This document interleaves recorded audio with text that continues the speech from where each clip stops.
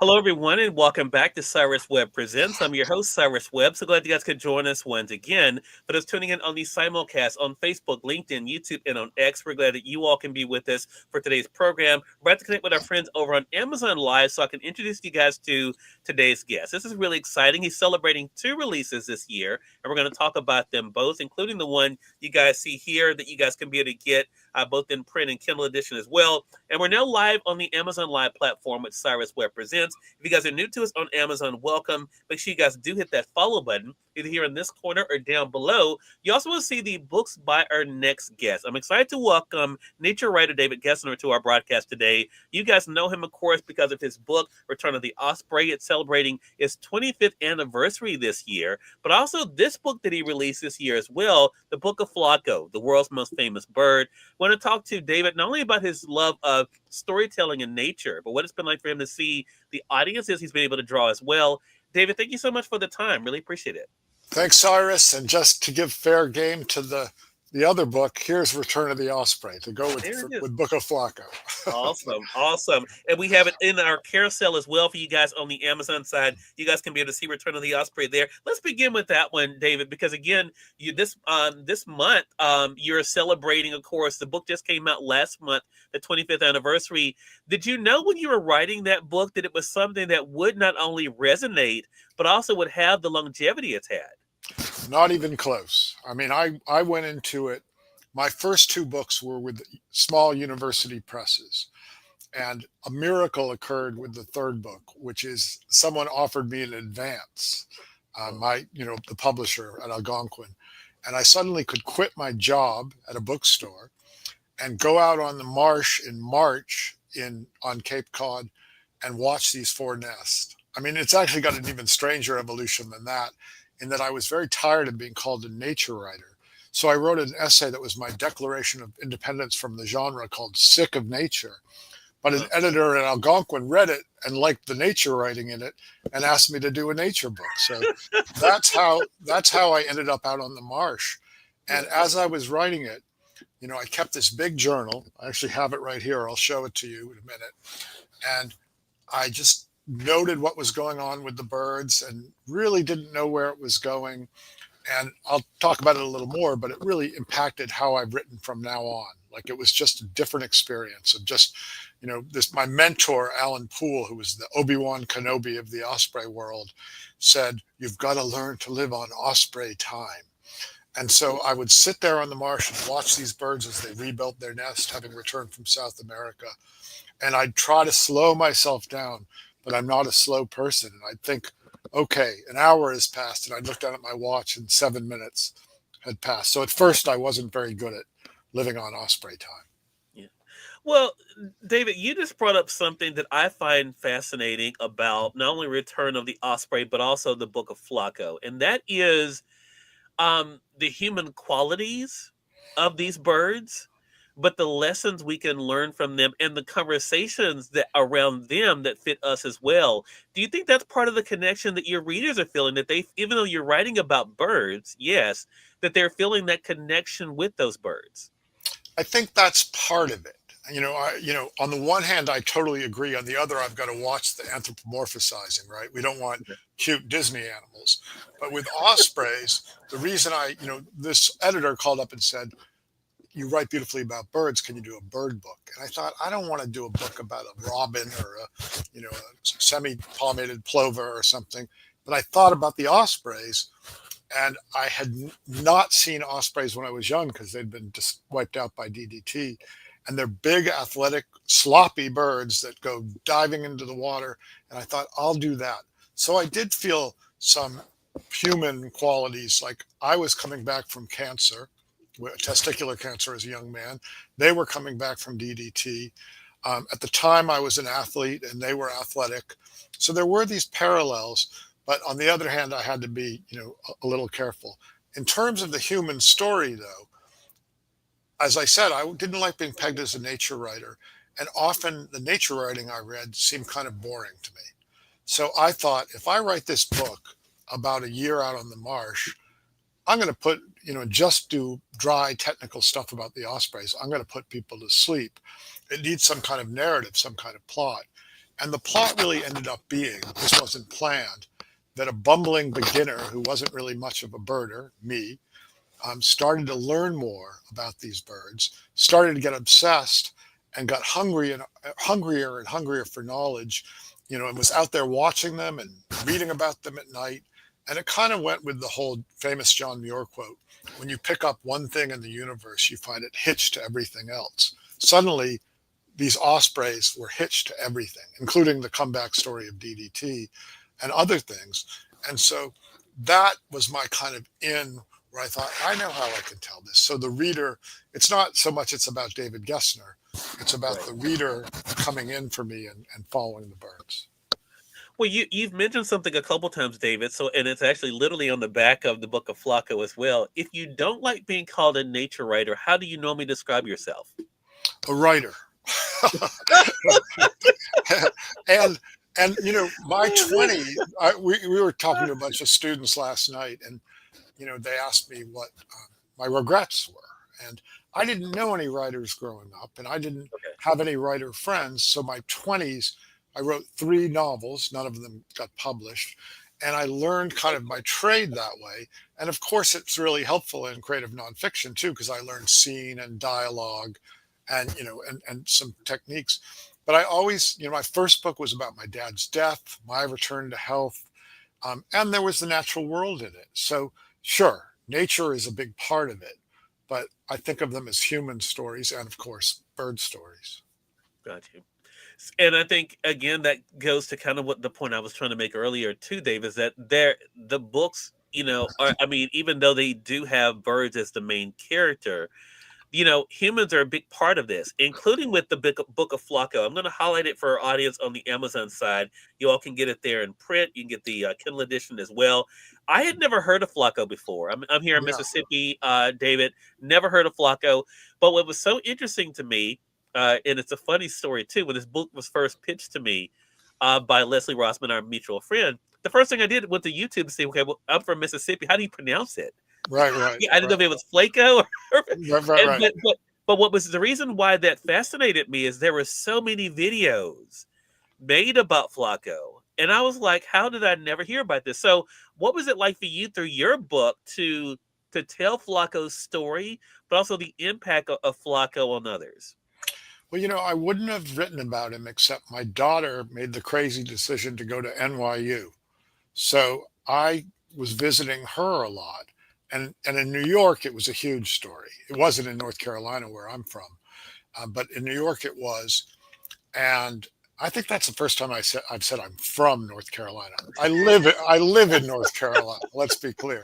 Um, Okay. but uh, I would go up and visit, and I started a bird, and I never saw Flacco alive. But I happened to be up there the week he died, and then I was like, what if I start talking to these Flacco people and the Flacco fanatics and the Flacco followers?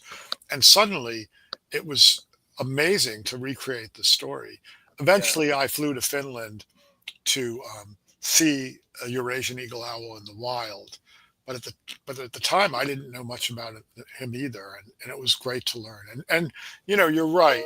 It wasn't a, you didn't, the subtitle is the world's most famous bird.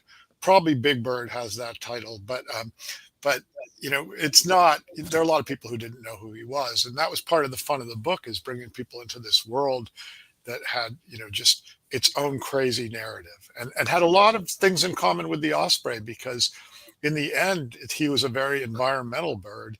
His story brings to light rat poisoning, and the way rodenticide gets into the water and gets into pets and humans, and it brought into play bird collisions, even though that's really not what he died from, bird collisions with buildings and other environmental themes. So it really branched out into everything. And at the heart of it was this kind of, for a long time, feel good story about a Right. wild bird in an urban environment, showing up at people's windows and peering in while they were cooking dinner.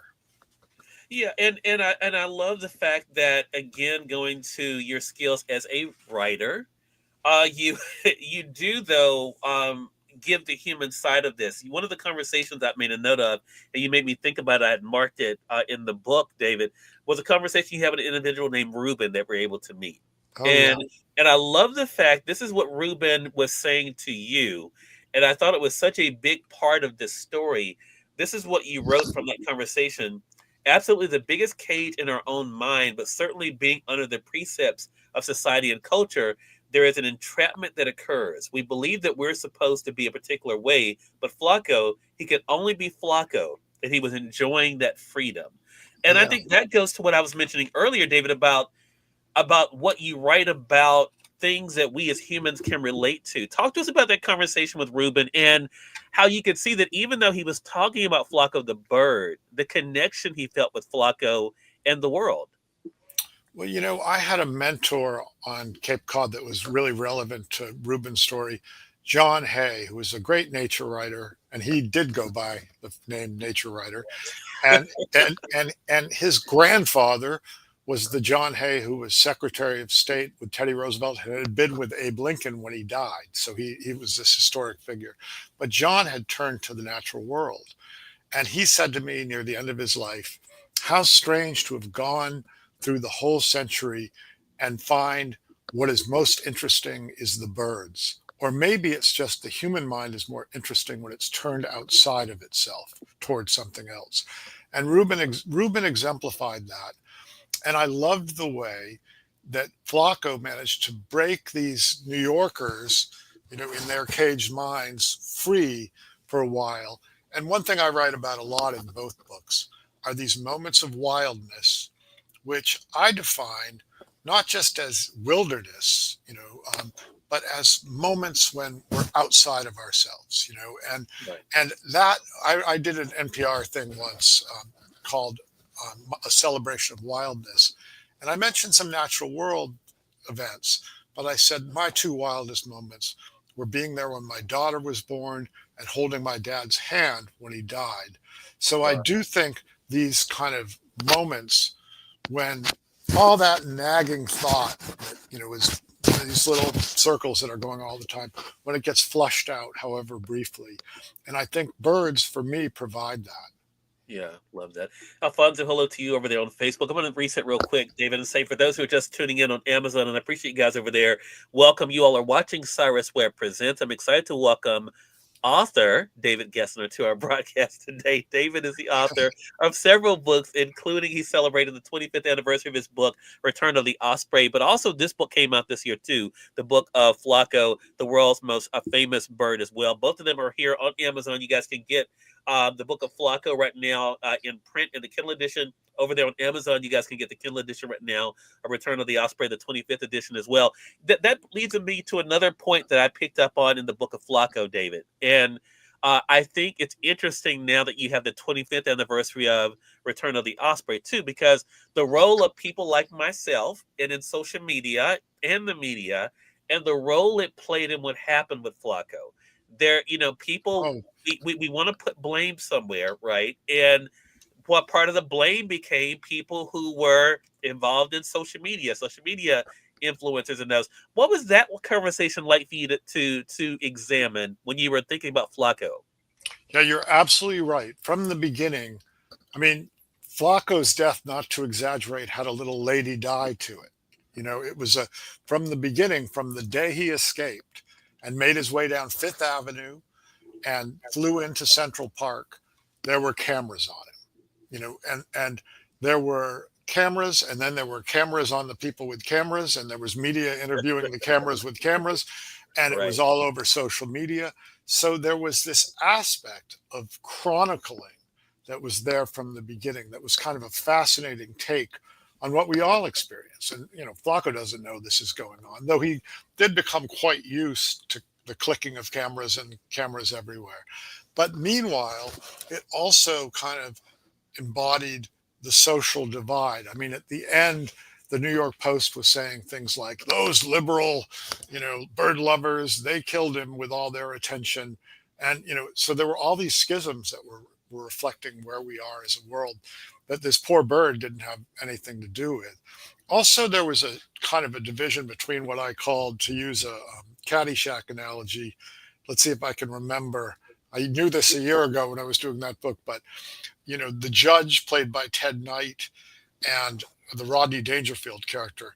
The Judge by Ted Knight was the kind of snobby elitist birders who were like, "Oh, these peons shouldn't be gathering around the birds," and the Rodney Dangerfield types were like, just sometimes too much mobbing the bird. So there was this split within the birding world, which was fascinating to me. So many of these human things, as you put it, are reflected in this story of the bird, and Right. it of course ends tragically, um, with Flacco weakened by rodenticide and just kind of falling off his perch and hitting the ground, which was misreported. That's another weird thing about it, by the news as a building collision for a very long time. Yeah. So, and you even toward the beginning of the book, I remember, David, you talk about when you were having the Zoom with the individuals who were, Yeah. were fans of Flacco, and you didn't know what to expect. But here we are now in 2025. Um, there's so many conversations I think still happening around not only, of course, Flacco, but also about the bigger implications. As a writer, is that part of what you are loving? The fact that something that you wrote and spent so much time with and invested so much time with is having people think. I think so, and I think the bigger circles that have emanated from the Flacco story include things that I hadn't even thought about, like when I started, like zoo ethics. It Uh, happened. It just so happened that at the time that Flacco was, the story was going on, elephants were being, shipped from California zoos, which were finally realizing an elephant doesn't belong in a zoo, to the elephant sanctuary in Tennessee. And you'd have things like an elephant from the Oakland Zoo who hadn't seen another elephant in 5 years would get to the sanctuary and run up and say hello. I mean, you have this clear understanding that you're not anthropomorphizing when you're saying that. You're just giving them credit for what they are. So, right, and and for me, uh, the Flacco stories of people kind of who weren't birders and suddenly had him show up at their window and peer in with those piercing orange eyes was would change their life, and suddenly they were kind of converts to wilderness and to birding. yeah, I do want to say that one of the things that happened in the osprey year is, as I got more and more obsessed, now that I can see it from 25 years away, sure, I got slightly crazy with osprey, and there was a point I remember I was coming down the path where I went out to see the nest, and this person was coming back, and his eyes were like, he was excited clearly that he'd been out at the nest, and I wanted to say, I did not, but I wanted to say, "Have you found osprey too?" There was like almost a religious fervor. And then, one of the things I loved at the nest was, you'd have the male would bring a fish. They only, fish is their only food. And the female would take it. And these little reptilian nestlings would pop their heads up. And you'd see the female rip into the fish savagely and then delicately place it in the nestling's mouth. And I love the marriage of the delicate and the savage that was happening. yeah, So I absolutely, wanted to feel that. And I went up to the local fish market and got a fish, and I got some pliers. And my wife came out and watched me do this on our back deck. And she claims I was wearing a loincloth, but I do not own, it was a bathing suit. I don't own a loincloth. But as I went down and like tore the fish apart, she just shook her head and was like, "Okay, enough. Like let's pull out of the osprey yeah. obsession." But I didn't, because I had a book to write. Well, I think that goes a lot then to really a lot of this conversation we've had, David, about the connection, right? And I think the lessons that are there, and I think the communities that are formed around them. So again, I want to invite our audience on the Amazon side. You all can get Return of the Osprey, the 25th anniversary edition here on Amazon, and you can get the Book of Flacco as well. Make sure you guys get that either in print or the Kindle edition as well. David Gessner has been our guest. David, congratulations to you on a very busy year. Both books are Amazon bestsellers, and I'm excited about the opportunity we've had to be able to have you on the program. How can our audience stay connected with you, David? Um, I, I'm an old fogey, so mostly I just do Facebook under my name, but I Okay. do have a website, which is davidgessner.net.com. Okay. And I'm trying, under the tutelage of my daughter, to learn how to use Instagram. Okay. All right. So that's what I got. All right. Well, we'll make sure to tag you as well. David, congratulations again. Looking forward to our next chat together. Thanks so much, Cyrus. I really appreciate it. Thank you. And we thank your audience for tuning in to another great segment of Cyrus Webb Presents. Thank you for that, Alfonso. We appreciate that. Glad you enjoyed it. Until next time, you all make it a great one. We'll talk to you soon. Take care.